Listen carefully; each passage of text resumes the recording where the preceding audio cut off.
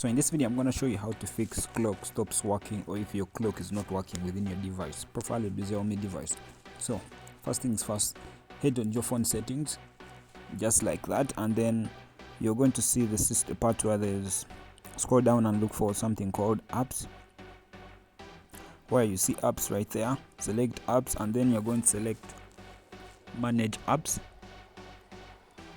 After selecting manage apps, then using the search area, above there, you're going to for search among there, just right there, put the word clock.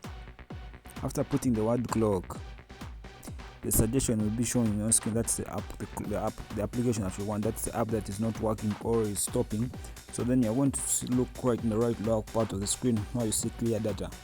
So you're going to tap on clear data, then you will see this, then you clear cache. Yes, clear cache, then press OK. So after that doesn't work, you can try uninstalling the updates by tapping in the middle part. Yes, then press OK. So make sure you do that. If that does not work, if this works for you, please make sure let me know down in the comment section if this works for you. So subscribe if you're new here. So thanks for watching.